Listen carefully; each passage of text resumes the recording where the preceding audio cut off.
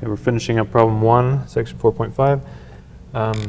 Try to get the last 3 on here. So we've got, this is a product of an exponential function with a logarithmic function. So we need to remember both of our rules there and the product rule. So the product rule says let's take the derivative of the first one, and if we remember for exponential functions, the first thing we want to do is just copy the function. So we copy it and then we multiply by the derivative of the thing that's up there, so that's 2x.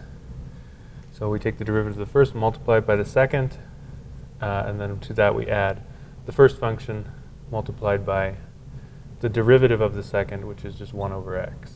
Okay, simplify this, we get, let's put the 2x term first, we'll get 2x e to the x squared ln x, and here we can write that as e to the x squared over x.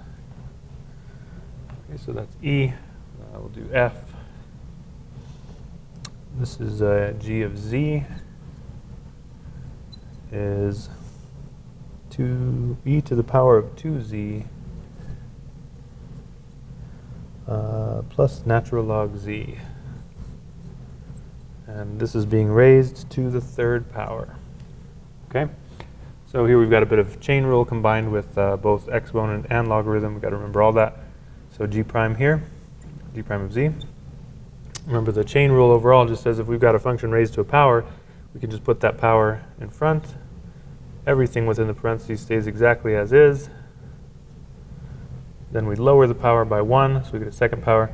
And then we have to multiply that by the derivative of what's within the parentheses. So there, again, exponential function, its derivative is itself multiplied by the derivative of the thing up there, which is 2. So we're going to get 2e to the 2z.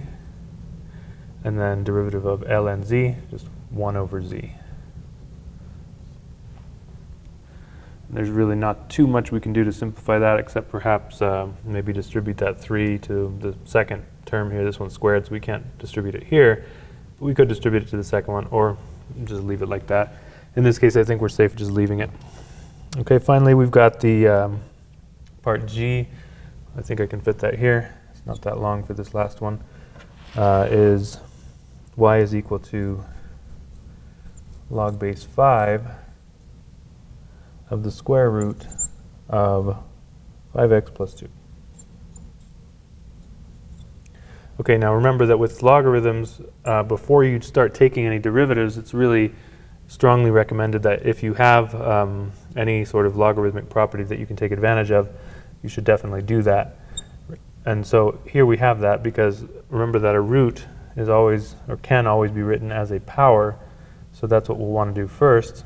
Let's just write this root as a power. This is going to make things easier because now we can use that log property that allows us to put that exponent out in front of the logarithm. So we get 1/2 log base 5 of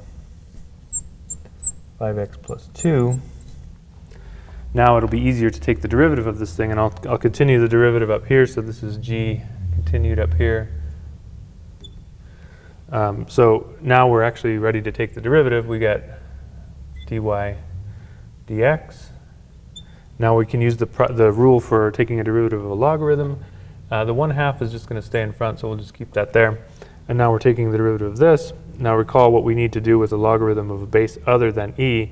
It works almost the same. We put the derivative of the thing that's within the parentheses up on the top, and then we put the thing that's in parentheses on the bottom, so that's 5x plus 2. But then remember that since we have a logarithm that is a base other than e, we also in the denominator must include the natural log of that base. So this is what we end up with.